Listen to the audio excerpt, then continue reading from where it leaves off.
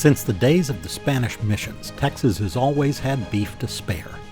By the time Texas joined the United States in the 1840s, there were plenty of hungry Americans in the East, around the Great Lakes, and among the growing number of miners in California and the West. Texas ranchers just needed to find a cheap way to get the cattle to the consumers. In the years prior to the Civil War, many ranchers trailed their herds east across Louisiana by the thousands. One route meant waiting for cattle barges to ferry them across the Atchafalaya Swamp to another boat that would take them up the Mississippi River. A lower number of cattlemen sent their livestock to New Orleans by steamships out of Galveston or Indianola, but it was tough on both the cattle and the ranchers' wallets. Small numbers of cattle trailed north to Illinois, Kansas, or Missouri, but fear of disease caused by ticks made those states, plus several others, close their borders to Texas cows. By the end of the Civil War, there were a few million cattle in Texas. They were worth $2 a head at home, but more than 10 times that in the north. Charles Goodnight and Oliver Loving started a trail to New Mexico and Colorado, but most Americans lived far east of there. A solution was desperately needed.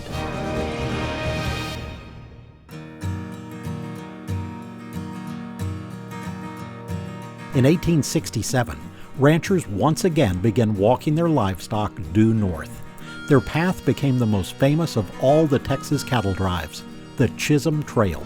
The Longhorn herds came from ranches across South Texas, from along the Rio Grande, Nueces, Guadalupe, and Colorado rivers. Coming together before Waco, they continued to Fort Worth and then across the Red River and through Indian Territory. They were headed to Abilene, Kansas, where an Illinois businessman named Joseph McCoy built pens to hold cows by the thousands. From there, the Kansas Pacific Railroad took them to market. At first, many ranchers personally trailed their livestock north, but soon the job of contract drover was born. They were trail bosses who charged ranchers by the head to take their cattle to market. They in turn hired cowboys, a cook, and horse wranglers. The cowboys were a diverse lot. Under colonial Spain, the first Texas cowboys were indigenous Indians taught by Franciscan priests. For generations, Tejanos managed the cattle, and the vaqueros ruled the open range. Americans brought enslaved labor to Texas, and those men accounted for many early cowboys. Most of the cowboys on the Chisholm Trail were literally that, boys in their teens. Often as few as 10 of the young cowboys could move as many as 3,000 head of cattle halfway across the country for less than 75 cents per cow.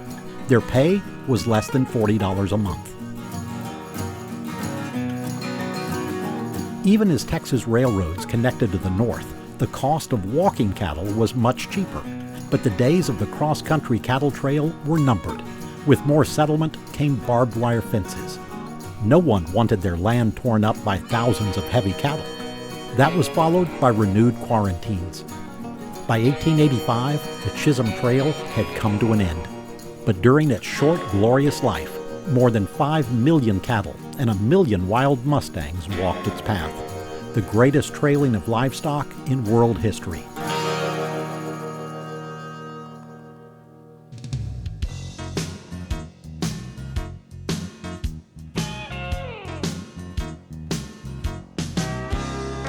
Today, Texas raises more cattle than ever.